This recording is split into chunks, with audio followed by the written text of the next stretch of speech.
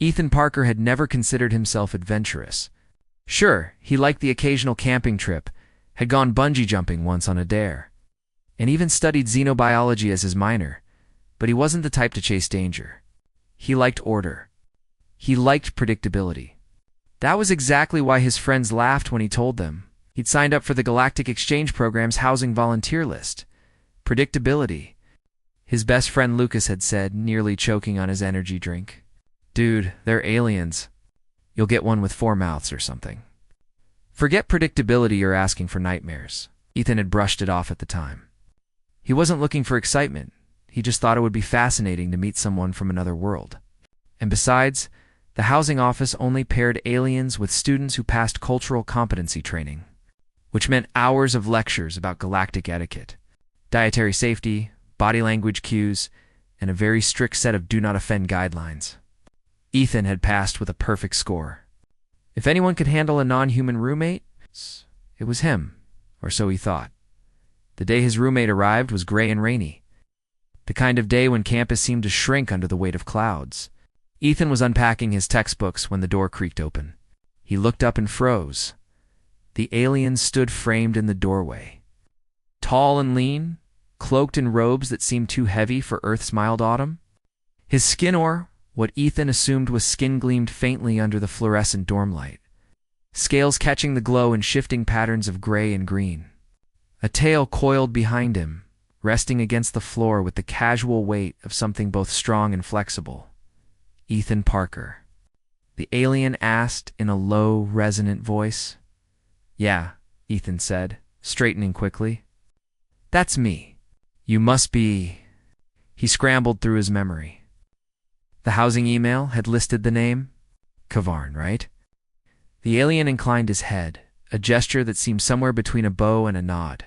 Kavarn of the Rylothi. Yes, this will be our dwelling. Ethan gestured awkwardly to the second bed, the desk, the dresser. Yep. Welcome to the glorious world of campus housing. It's small, but it's home. Kavarn moved into the room with a fluid grace, setting down a single black case that looked far too small to contain all his belongings. He studied the room with unblinking eyes, then sat cross-legged on the bed, perfectly still. Ethan tried not to stare, but it was impossible not to.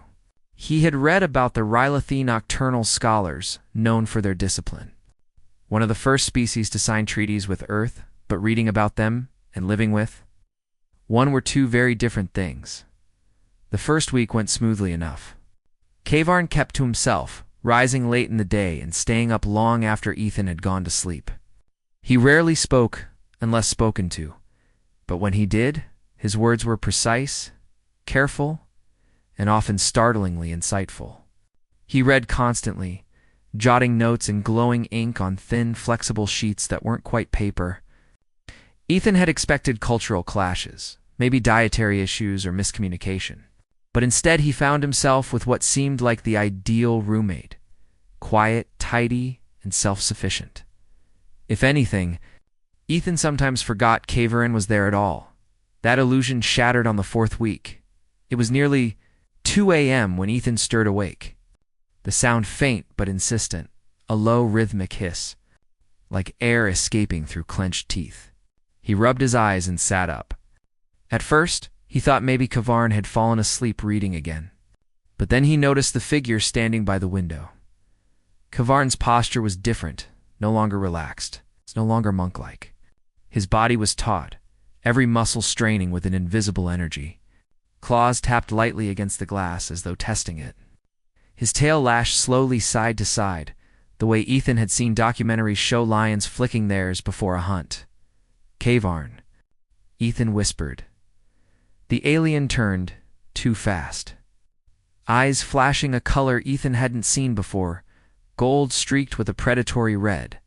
For a heartbeat, Ethan felt as though the creature before him wasn't a scholar at all, but something far older and far more dangerous. Then Kavarn blinked, and the moment passed. His voice, when he spoke, was flat. Go back to sleep. Ethan lay back down, but his heart hammered in his chest. He closed his eyes, but sleep never came. Instead, He listened to the sound of claws against glass, the faint hiss of breath, and the undeniable truth pressing against his mind. Something inside. His roommate had changed. Something dangerous had waned. And for the first time since volunteering for the program, Ethan wondered if Lucas had been right. He had asked for predictability.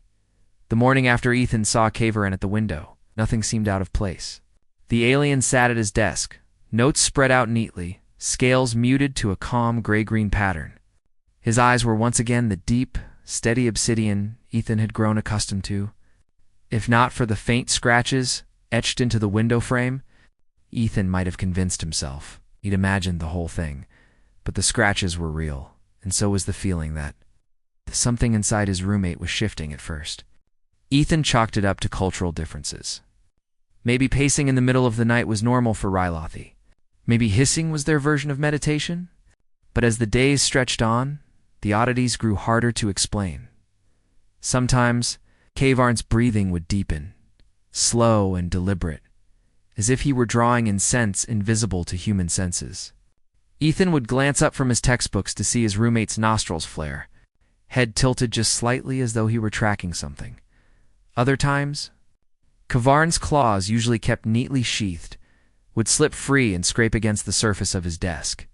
The sound was soft but grating, a steady rhythm that set Ethan's teeth on edge.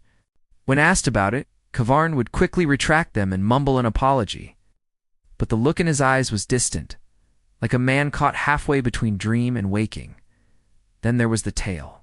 Normally it rested still, curled neatly around his legs, or draped lazily across the bed. But on certain nights it would lash side to side in slow, deliberate arcs. It wasn't random. It was measured, like a predator waiting for the right moment to strike. Ethan's studies in xenobiology gave him some grounding. He started reading everything he could about the Rylothi, scouring databases and archived lectures. What he found disturbed him. The Rylothi weren't just scholars. They were descended from apex predators on their homeworld, creatures that had dominated every ecosystem they touched. Civilization had forced them to tame those instincts, training their young for decades before they were allowed into wider society. Their awakening, as the articles called it, was a carefully guided rite of passage, and it didn't happen until much later in life, by human measure. Arilothi's instincts weren't supposed to surface until they were well into their 60s or 70s. Cavarn was barely in his 20s. Something had triggered it early. Ethan didn't know if it was stress, Earth's environment, or some genetic quirk, but the implications were terrifying. A Rylothi whose instincts awoke prematurely was unstable, unpredictable. One night, unable to hold his fear any longer, Ethan confronted him. "Cavarn," he said, voice shaking. "What's happening to you?" The alien froze mid-step. He'd been pacing again, movements sharp and restless. Slowly, Cavarn turned. His pupils were slitted now, not round, and they glowed faintly in the dark. "I cannot stop it," he admitted after a long silence. His voice was low, as though each word carried weight he didn't want to bear. "The instincts of my kind, they have awoken too soon." Ethan swallowed hard. "What instincts?" Cavarn's gaze drifted away, toward the window as if watching prey only he could see. "To hunt, to claim territory, to protect. They burn inside me. Every night it grows stronger. And you," his eyes snapped back, piercing. "You should not be near me when it happens." Ethan's chest tightened. "So what? You're dangerous now? To me?" "I do not know," Cavarn admitted, claws flexing once before retracting. "My people are taught control before this ever comes. I was not ready. If I lose myself," he stopped, exhaling sharply through his teeth. "It would be better if you found other lodgings." The suggestion stung, though Ethan couldn't explain why. Maybe it was pride. Maybe it was stubbornness. Or maybe it was that strange, reckless human instinct that whispered in the back of his mind. "Don't run. Not happening," Ethan said firmly. "You're my roommate. If something's wrong, we deal with it. Together." For the first time since arriving, Cavarn's expression cracked. His eyes softened, though his posture remained rigid. "You do not understand what you say." Maybe not, Ethan admitted, but I'm not leaving.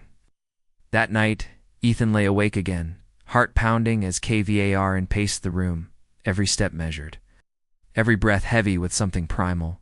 The atmosphere was thick with tension, like the room itself was holding its breath. Ethan didn't know if he was brave or stupid, but he knew one thing: his alien roommate was changing. And if the instincts of a predator were truly waking early, then sleep wasn't the only thing he was about to lose. By the third month of living together, Ethan had adjusted to a strange rhythm. Days were quiet, nights were tense. He went to class, studied, and hung out with his friends, but he always returned to the dorm with a knot in his stomach. Because nighttime meant watching his roommate walk the room like a caged predator. Ethan wasn't sure what worried him, more the silence or the sounds. Sometimes Kavarn sat unnaturally still for hours, body rigid, as if he were coiling invisible muscles. Other times he paced in short, sharp bursts, claws clicking against the floor, tail twitching. Ethan could never predict which Kavarn he'd get on a given night. And that unpredictability gnawed at him. He tried to rationalize it. He hasn't hurt me. He hasn't threatened me. Maybe I'm just overreacting. But every instinct in his human brain screamed that something dangerous lived just a few feet away. One night, he couldn't keep his thoughts to himself. He closed his textbook and said, "You scare the hell out of me sometimes." Kavarn stopped pacing mid-step. Slowly, his head turned. His pupils were slits tonight, glowing faintly under the dim light of the desk lamp. For a moment, Ethan regretted speaking at all. Then Kavarn's voice came, low and steady. "Good. You should be afraid." Ethan stiffened. "That's supposed to make me feel better?" The alien sat on the edge of his bed, claws flexing and curling. "No, it is the truth. My instincts grow stronger each night, and when they take hold, I am not fully myself. You should not be here when that happens." Ethan leaned forward. "Then explain it. Help me understand. Because all I know is that I wake up, and you look like you're about to pounce on something I can't see." Kavarn exhaled sharply, a hiss slipping between his teeth. "Rylothi instincts are not a sickness. They are our legacy. We were forged on a world of endless predators, where survival meant domination. When the instincts awaken, they sharpen everything: the senses, the reflexes, the will to hunt, to claim territory, to protect. But until we are trained, they are chaos. Fire without shape." Ethan listened, frowning. "And you're saying yours came early?" "Yes."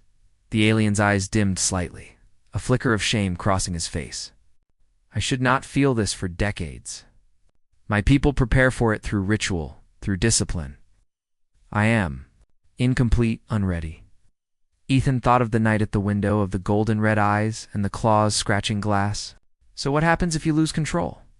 Do I wake up dead?" Kavarn flinched. His voice dropped to a near whisper. "If you are lucky." The blunt honesty hit harder than any threat. For the first time, Ethan realized how much effort it must have taken for Kavarn to keep himself in check. Every hiss, every twitch of his claws wasn't random, it was restraint. A constant battle inside his roommate's body. Kavarn rose and stepped closer, movements smooth but heavy with tension. He stopped just short of Ethan's desk. "Listen to me. If I lose myself, you must leave. Run. Do not argue. Do not hesitate. You will not understand what drives me then, and you cannot stop it." Ethan felt his heartbeat in his throat. He should have agreed, promised to run, maybe even contacted the housing office to demand a transfer. That would have been the smart thing, the safe thing. But humans weren't wired only for safety. They were wired for loyalty, stubbornness, and reckless defiance. Something inside Ethan wouldn't let him abandon the alien. "No," Ethan said finally. Kavarn blinked, clearly startled. "No, I'm not running. You're my roommate. If this is happening to you, then I'm staying. We'll figure it out together." For a long moment, Kavarn just stared at him. Then, slowly, the rigid set of his shoulders eased. His eyes softened, though the slitted pupils remained. "You are a fool," he murmured. "Maybe," Ethan admitted. "But I'm your fool. For the first time since moving in, Kvarn made a sound Ethan thought might be laughter. Or maybe it was just a hiss that carried warmth instead of menace. Still, the warning remained. Ethan knew now what lurked beneath those calm scales. A predator older than civilization. Instincts honed by a world that never forgave weakness. And though he promised himself he wouldn't run, a new thought gnawed at the back of his mind. What would happen the night Kvarn finally lost control? The night it happened, there was no warning. No strange hissing. No scratching claws or pacing. Kvarn sat quietly at his desk, his scales muted to a soft, steady green. Ethan was half asleep, headphones in, a textbook slipping from his hands. For the first time in weeks, it felt normal then. The alarms shattered the silence. A shrill, rising tone blared across the campus intercom, followed by a synthetic voice repeating the words Ethan had hoped he'd never hear. Security breach. All students remain in your quarters. Repeat, security breach. The lights in the hallway outside their dorm flickered crimson, emergency protocols engaging. He scrambled out of bed and glanced at Kvarn. The alien wasn't moving, but his eyes were open and glowing. What's happening? Ethan hissed, pulling on a jacket. Smugglers, Kvarn murmured, his voice unnervingly calm. Not uncommon. They target research labs, experimental tech. Campus is an easy mark. Ethan froze halfway to the door. Shouldn't we, hide? Kvarn slowly rose to his feet. You should. Then his gaze locked on the door, and his pupils narrowed into predatory slits. But I cannot. Before Ethan could respond, the alien moved was too small a word for it. 1 second Kvarn was standing beside his desk. The next, he was at the door, muscles coiled and ready. There was a hum in the air around him, primal energy that made Ethan's skin prickle. Kvarn, wait, he started, but the door slid open. The alien was gone.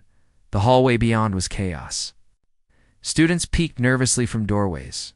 Alarms wailed, and distant crashes echoed through the dorm block. Ethan followed cautiously, heart pounding. He shouldn't go after him. Kvarn had told him to stay put, but curiosity and something deeper pushed him forward. He caught up with his roommate near the stairwell. Kvarn was crouched low, his nostrils flaring, head tilting from side to side like an animal listening to sounds Ethan couldn't hear. His scales were darker now, nearly black, absorbing the dim red emergency light. His tail lashed once, twice. They are close, he whispered. Who? Ethan started. The question answered itself. 3 figures rounded the corner, their armor mismatched. Their movements rushed but purposeful. Smugglers. One carried a compact plasma cutter, another a pulse rifle. The third held a small data siphon tool used to rip secured files from university servers. They weren't looking for students. They were looking for tech. Kvarn didn't hesitate. The moment they stepped into range, he moved with impossible speed. He launched forward in a blur, covering 10 meters before the smugglers even noticed. The one with the rifle barely had time to lift it before Kvarn's claws sliced through the weapon, rendering it useless. A backhand strike sent the second sprawling into a wall with bone-cracking force. The third tried to run. Kvarn was faster. He vaulted off the wall, slammed the smuggler to the ground, and pinned him there with one clawed hand on his chest. The alien's breathing was deep and steady, but his eyes, those glowing, slit-pupilled eyes, burned with feral focus. Leave, Kvarn growled, voice deeper and more primal than Ethan had ever heard. Or be hunted. The surviving smugglers didn't need telling twice. They scrambled to their feet and fled down the corridor, dragging their injured companion with them. Kvarn didn't pursue. Instead, he stood still, chest heaving, eyes scanning the hallway for more threats. Ethan approached slowly, pulse racing. Kvarn, he said carefully. You okay? The alien turned to face him, and for a heartbeat, Ethan wasn't sure Kvarn recognized him. His gaze was too intense, too sharp. He looked like a different being, ancient, unstoppable, terrifying. Then, slowly, recognition returned. Kvarn exhaled, his posture relaxing. Am in control, he said, though it sounded more like a question than a statement. Campus security arrived minutes later. Alerted by reports of intruders and an unidentified hostile entity, they found Ethan sitting against the wall, still shaking, and Kavarin standing silently beside him, his scales gradually fading back to their usual muted tones. No one questioned the details. The smugglers had been subdued, the stolen tech recovered, and the incident swept under the rug with alarming speed. Officially, it was a false alarm. Unofficially, everyone who had seen the Rylithy in motion knew the truth. For Ethan, the truth was unforgettable. He'd seen Kavarn's instincts unleash not just the scholar, but the predator beneath the scholar's skin. Every textbook he'd read, every lesson on alien physiology, had failed to capture the raw power of it. The night after the raid, the campus tried to return to normal. Maintenance crews swept up shattered panels, patched scorched walls, and reset the alarm systems. Security walked the halls with stiffer posture, their weapons carried a little more openly now. To the casual observer, it might have seemed like everything was under control, but Ethan knew better. He had seen Kavarin unleashed. He had seen smugglers, armed, ruthless criminals scatter like frightened animals before him. And though the smugglers were gone, the image of his roommate crouched over a pinned raider, eyes blazing with primal hunger, would not leave Ethan's mind. That night, when Ethan tried to lie down, the darkness felt heavier than usual. The soft hum of the ventilation system carried with it every whisper of memory, the scrape of claws against metal, hiss of breath too deep, too sharp, to belong to anything human. He turned on his side. Kavarin sat cross-legged on the floor, as he often did, seemingly meditating. His eyes were closed, his tail curled neatly around him, his chest rising in slow rhythm. To anyone else it might have looked peaceful. To Ethan, it looked like a predator resting, muscles coiled beneath the skin, waiting for the next movement. "Do you ever, I don't know, worry?" Ethan asked suddenly, his own voice startling him in the quiet. Kavarin didn't open his eyes. "Worry about what?" "That you'll lose control. That one day those instincts won't stop at smugglers?" "That may be." Ethan hesitated, the words heavy. "Maybe I won't wake up if I fall asleep." The silence that followed was suffocating. For a moment, Ethan thought he had crossed a line, that maybe this was the wrong thing to say to someone who could tear steel in half with his bare claws. But then Kavarin spoke, his voice low, thoughtful.